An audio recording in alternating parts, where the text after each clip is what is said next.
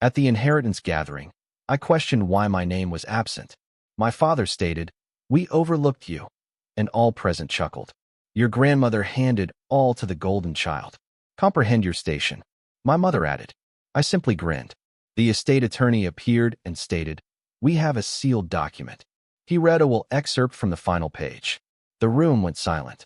Yet when the lawyer uttered the next line, can you imagine being told, straight to your face, by your own family, that you mean so little you don't even deserve a mention in your own grandmother's will? That happened to me. And it was just the first shot in a brutal battle I never saw coming. A fight for my own worth that changed everything. My name's Albert. I'm 33. I'm a commercial pilot, the oldest kid, the one who shows up early and flies home late, always. I know gate codes, emergency procedures, how to land a plane in crosswinds you wouldn't believe. But I also know my family's unspoken rules.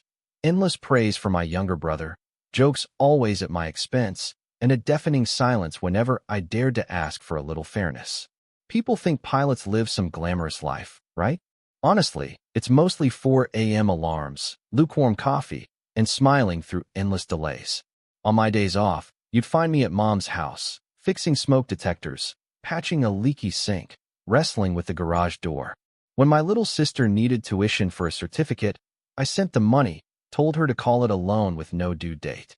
No questions asked.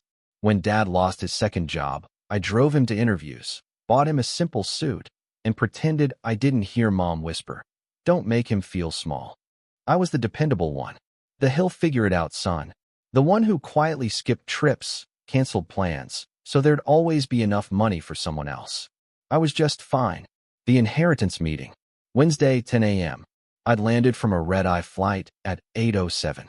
My eyes were burning from the dry cabin air, my uniform jacket slung over my arm. Grandma had passed away 2 months earlier, and honestly, the grief was still a raw ache. She was the one who raised us after school, the one who always had a jar of caramels in the pantry and a meticulous ledger in a drawer. She wrote everything down, even who took the last tea bag. She always said, "The only way to stay kind is to stay clear." I believed her. We met at the lawyer's office. A big, dark walnut table, little glasses of water sweating onto coasters. My brother, Mark, strolled in wearing gym shorts and a hoodie, his gold chain flashing. My mom, she straightened her blouse and hissed at me, "Don't start anything." Like I'd planned some kind of fight. Dad kept his sunglasses on, indoors. My sister gave me a hug, whispered, "You look tired." I did. I hadn't slept a wink. The punch hit before the lawyer even sat down. I saw the printed list on the table, names, allocations. I scanned it. My name wasn't there. A cold dread started to spread through me. "Where am I?" I asked, trying to sound calm, like I was asking for extra napkins at a restaurant. Dad didn't even blink. "We forgot you," he said. Mark laughed, a sharp snort through his nose. Mom added, her voice chillingly flat, "Your grandma handed everything to the golden child. Know your place." She nodded towards Mark. "He took care of her. You were always gone." "I was flying," I said, my voice barely a whisper. "Exactly," Mom shot back. For 1 second, I felt my jaw tighten, a surge of pure, hot anger. Then I smiled. It was my pilot smile. The one that says, "We're going to hit some serious turbulence, but don't worry, we'll be fine." That smile, it was a mask, a shield. The estate lawyer walked in then, a gray suit, a precise voice. "We have a sealed letter," he announced. He opened a thick envelope and began to read Grandma's elegant handwriting. He started on the last page. The room went silent. My mother's mouth flattened into a hard line. Mark leaned back, folded his arms, looking smug, like he already knew the ending and it was all going his way. Then the lawyer read the next line, and the entire room shifted. "And if anyone laughs," he read, "stop and check the math." No one moved. Not a single person. Even the AC seemed to hold its breath. I didn't say a word. I just watched. You don't become a pilot without routine, without discipline. Mine started long before I ever flew a plane. At 17, I was working mornings at the airfield cafe for tips, then afternoons washing Cessnas just to get free flight time. At 19, I was sleeping in my car sometimes, setting alarms for 2 a.m. to study checklists under a gas station light. Grandma, she'd slide cash into my palm and say, "This isn't charity, Albert. This is momentum. I promised I'd pay her back. She'd just smile and say, "You'll pay the world back." That's enough. My parents? They loved results, not the messy process. They loved diplomas on walls, perfect photos, Mark's big announcements about his podcast, his brand, his mentorship course that was mostly reposted quotes. When he borrowed Grandma's car and dented the door, Dad just waved it off. He's young. But when I missed a barbecue for simulator time, Mom snapped, "You're selfish." Money, in my family, it was a story you were assigned. Mark's story, he was one big, triumphant breakaway. My story, I was fine. And fine meant I paid for things without ever mentioning them. Fine meant I sent Zelle transfers for emergencies that seemed to happen constantly. It meant I quietly replaced Dad's broken water heater and let him tell everyone his buddy got him a discount. 3 years ago, when Grandma fell and broke her hip, I picked up a red-eye, flew home immediately. I changed light bulbs, organized her medication times, labeled every drawer. I set up autopay for her utilities. Mark? He posted a selfie eating soup with her, captioned it, "Time is the real wealth." He stayed for 20 minutes. Things got worse after Dad's second layoff. Mom started saying, "Your brother's under pressure, Albert. Help him, just this once." That "just this once" ballooned the way temporary leases become 5-year plans. Mark asked for $3,000 for a coaching certification, then $4,500 for inventory. When I hesitated, he'd send a voice note. "Bro, you don't get it. The algorithm is about to turn in my favor. It's the window." He said window like gravity didn't apply to him. One night, Mark called at 11:54 p.m. "I need $7,200 by tomorrow. The course closes at noon." I was on a 6 a.m. departure the next day. I said no. He went quiet. Then, a wounded voice, "Wow. Thought you were family." The line went dead. Mom called 5 minutes later. "He's your brother." "I know." I said, my chest tight. "You should help him out, just this once." Her voice slid into that old, manipulative groove. "He's trying to better his life. He's trying to buy time." I countered, "With my hours." Silence. Then the gentle blade. "You've always been selfish." I swallowed the heat rising in my throat. "I have a flight," I said, and hung up. It should have ended there. But family systems don't end. They recycle. The next day, I stopped by to fix their thermostat. Mark was on the couch, controller in hand. He smirked as I walked in. "Still not going to help?" "Nope." He stood up, paced to the hallway, and blocked it with his body. "Say you're sorry," he said, grinning like it was a joke. "For what?" "For forgetting who runs this family." I didn't answer. I just stepped around him, swapped out the thermostat batteries, and left. That night, a cousin texted me a screenshot of the family group chat. "Mark, Albert's making money his whole personality." An aunt replied with an eye-roll emoji. Mom wrote, "He's not good with people." I scrolled through it in bed, the room bathed in the cold blue light of my phone, and felt something cold settle deep inside me. Anger burns fast. If you let it cool, it turns into something sharper. Patience. I logged into my accounts and changed passwords. I canceled the streaming profiles everyone used. I turned off the Apple Music family plan. Small stuff. Noise reduction. 2 weeks later, Grandma died in her sleep. I booked the red-eye home immediately. At the wake, Mark was shaking hands like a politician. "We're doing a fundraiser in her honor," he told anyone who would listen.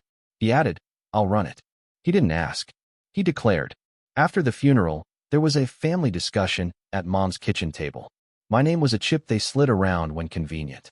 Mom said, "Your brother is going to live at Grandma's house to maintain it until probate ends." She looked at me. "Maintain," she clarified, "like protect. Then, you'll cover the property tax for a quarter, just until we sort out the accounts." "That's not mine," I said, trying to keep my voice even. Dad leaned back, crossed his arms. "Everything you have came from this family." "That's not true," I replied, and it wasn't even loud. Mark smirked. "You wouldn't have even started without Grandma's help." He looked at Mom like he'd just landed the perfect punch. "You owe us." I thought of the gas station light, the Cessna, the coffee that tasted like cardboard. I thought of Grandma's ledger and her jar of caramels. I said nothing. 2 days later, Mom called. "We set the inheritance meeting for next Wednesday. 10 a.m. Don't be late." "I land at 8. I said. "Good," she replied. "Dress nicely. Don't embarrass us." At the lawyer's office, I did what I always do. I arrived on time. I smiled at the receptionist. I chose water, not coffee. I sat up straight. And then I saw the list. My name, missing again. Dad's cruel joke. Mom's cold sentence. Mark's cackle. I just looked at the lawyer. He opened the envelope. He started at the end. Stop and check the math, he read. Mark's smirk vanished. Grandma kept receipts. I knew this, but I hadn't expected what came next. A clean ledger, not just of what she owned, but of what she gave. Dates, amounts, tiny script notes, paid for tires, rent in February, medication. Then, Albert repaid 2018 to 2022. The numbers didn't lie. The story we'd all been given, the one they forced on me, did. The lawyer flipped a page. To Albert, he read, who always brought the tools back, who paid me back without being asked, and who told the truth even when we didn't. Mom shifted in her chair, a rustle of fabric. Dad cleared his throat loudly. Mark squeezed the plastic water cup he held until it actually popped. The lawyer kept reading, calm, like calling final approach.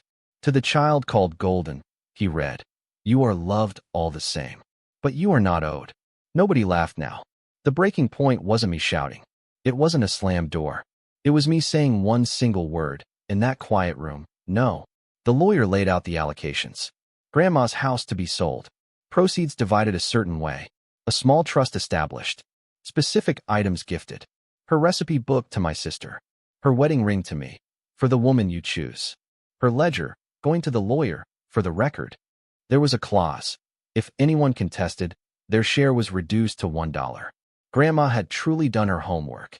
Mom leaned forward. We will not sell the house, she declared. Mark needs a base. It makes sense he holds it until he can refinance. Family stays with family. The lawyer cleared his throat. Mrs. Garrison, the will is guidance. We'll do what's best for us. Mom cut him off. That's when I spoke. No. The room rippled with shock. Mom turned slowly. Excuse me. No. I said again, my voice steady, clearer than it had been in years. We follow the will. Dad let out a sharp laugh. You think you can force us? I don't have to, I said. She already did. Mark leaned forward, eyes narrowed. Bro, be smart. Let me hold it for a year. The market is trash now. We'll all benefit if I play this right.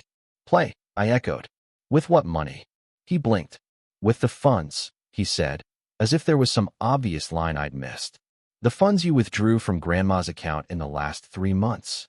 I asked, light as a weather briefing. The withdrawals you labeled groceries that were actually ATM pulls at a casino ATM and a sneaker store? Mom's face changed. Albert, that's private. The lawyer tapped the ledger. Mrs. Garrison, your mother authorized copies of her statements to accompany her will. I slid a simple manila folder from my bag. I didn't make a speech. I just laid out printed statements with yellow highlighter. Dates. Amounts. A screenshot from Mark's public story, his new watch. A timestamp. I keep receipts, I said. It's my job. Mark knocked his water over, a sudden, wet crash. You're really going to do this to family? You did this. You did this, I corrected him. I'm just naming it. Mom glared at me. You have always looked down on us, on your brother. I have paid your bills, I said, my voice rising. I just never called it out loud. Albert, Dad snapped, lower your voice. I swallowed. I looked at my sister. Her eyes were glassy, tears welling up. She whispered, is it true? Mark rolled his eyes. It's called cash flow. The lawyer folded his hands. The will instructs the executor to freeze the estate accounts immediately and to list the property within 30 days.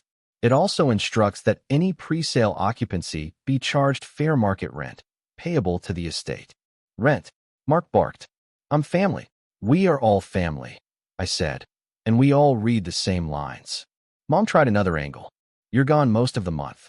The house needs someone. Mark is here. The house needs to be sold, I said. That's what she wrote. Mark stood. He tried a glare. It landed like a pout. If you push this, he warned, don't ask me for anything again. I almost laughed. Okay. He waited for me to flinch. I didn't. The lawyer slid another paper forward. There's one more item, he said. A letter addressed to you, Mr. Garrison. He nodded to me. I opened it. Grandma's handwriting. Neat and small. Albert, she wrote.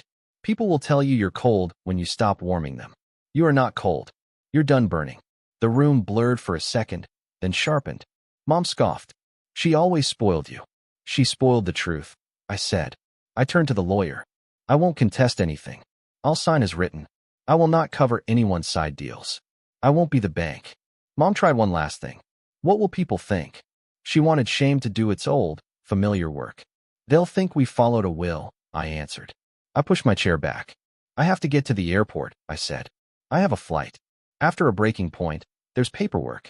We don't talk about that. We talk about big speeches and dramatic exits. But really, the aftermath is calls, emails, a lockbox key, a locksmith because Mark changed the back door code for safety. It's the realtor taking photos while Mom stands on the sidewalk, arms crossed, telling the neighbor, we're just exploring options. It's me emailing the executor and CCing the lawyer. Subject lines clean, listing timeline, utility readings, final meter photo attached. It's breakfast alone at 5 a.m., eggs rubbery, flight bag at the door. It's sleeping in hotel rooms that smell of lemon cleaner and air that's too dry. You stare at the ceiling and think about ledgers and jars of caramels. It's the family chat, silent for a week, then exploding at 11:13 p.m. Mark, you're a snake. Mom, you humiliated us. Dad, we expect you to apologize to your mother. My sister, I didn't know. I typed one message. Please direct all estate questions to the executor. I muted the chat. I moved with a new kind of quiet. I stopped defending myself. I stopped explaining. When a cousin texted, we heard you forced the sale, I sent a screenshot of the clause. Any contest equals $1. I didn't add commentary. I didn't need to. The line spoke for itself. Mark escalated. Of course he did. He tried to move back into the house and made an Instagram reel on Grandma's porch, hashtagging #legacy and #grind. The executor sent a rent demand. Mark posted a story calling it harassment. I sent that story to the executor. They sent a notice to vacate. When he called me 5 times in a row, I let it ring. I had pre-flight checks to run. Fuel, weather, alternate airports. Mom tried shame again. You made your brother homeless. He has an apartment, I said. He kept 2. That's not the point, she shrieked. It's exactly the point, I corrected her. On a layover in Denver, I walked the hotel hallway, just to burn off the noise in my head. A passenger recognized me from the flight. You looked so calm in that turbulence, she said. Thank you. I nodded. That's the job, I said. But I thought to myself, it's also the life. 2 months in, we had a buyer, a young couple with a baby. They loved the kitchen and the big maple tree in the yard. I stood in the empty living room, the carpet lines still visible from the cleaner, and felt it in my chest. Grief and relief braided together. I touched the wall where Grandma used to lean to tie her shoes. The pain felt a shade lighter there. Thank you, I said out loud, hoping nobody heard me. When the sale closed, the checks went out exactly as per the will. No surprises, no corrections. Mark got less than he'd fantasized, but honestly, more than he deserved. Mom texted, it's not enough. I didn't reply. That week, my life got bigger and quieter at the same time. I flew an Anchorage run I'd been bidding on for months. Long stretches of blue and white, the kind of cold that cleans your head. After touchdown, I walked outside, my breath like smoke, and felt more like myself than I had in years.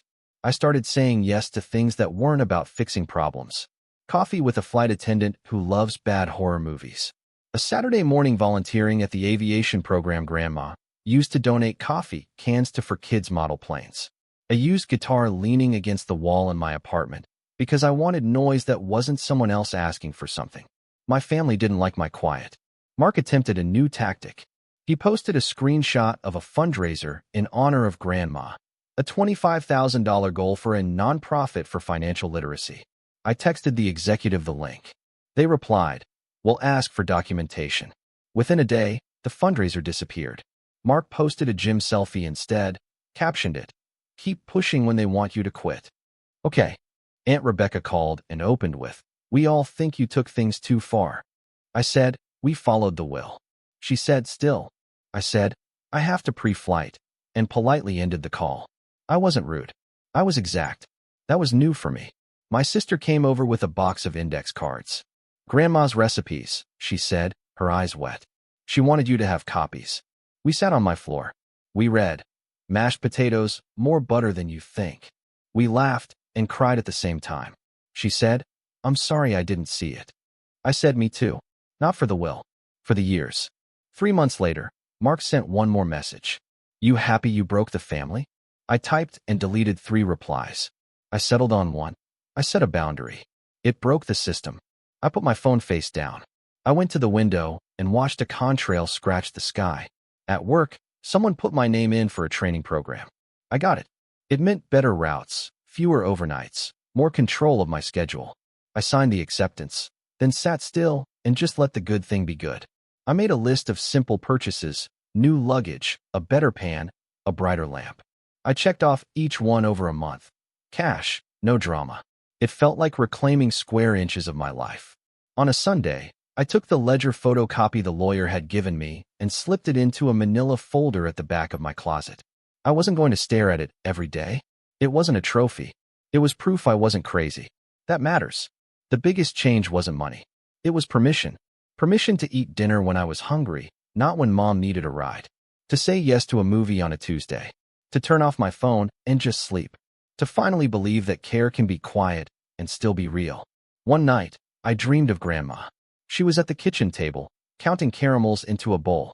She looked up and said, We don't keep score to win. We keep score to know when to stop. I woke up with my chest unclenched, a peace I hadn't felt since I was 19 under that gas station light. I made coffee and texted my sister a photo of the sky from my balcony. She sent back a heart. No one else texted me for 2 days. It was bliss. The final phone call came on a Thursday afternoon, right before pushback. Mom. I let it go to voicemail. We took off. We climbed through a thin layer and leveled into bright air. 2 hours later, on taxi in, I listened. Her voice was small. Albert, your brother needs money for a retainer. He's in trouble. Just this once. For me. I closed my eyes. The old script tried to play in my head. Just this once. I deleted the message. That night, I wrote down what I'd learned. Not for a blog, not for a post. Just for me. It was short. Love doesn't mean access. Boundaries are not cruelty. I am not cold. I'm done burning. I put the paper in the same folder as the ledger copy. I cooked dinner. I washed the pan. I set my alarm for a reasonable hour and turned my phone face down. A week later, my sister and I met at the park. We sat by a big maple tree. Not Grandma's, but close enough in spirit. She said there, saying you don't care about family. I said, I care about truth. She nodded. Me too. She took a deep breath. I'm moving out. I got a cheap place with a friend. I'm going to pay my own bills. I smiled. You'll be okay, I said. She grinned. I know. On my next Anchorage run, I carried Grandma's ring in a small velvet box in my flight bag. Not because I was ready to use it, but because keeping it with me just felt right. The airplane hummed. The cabin lights were low.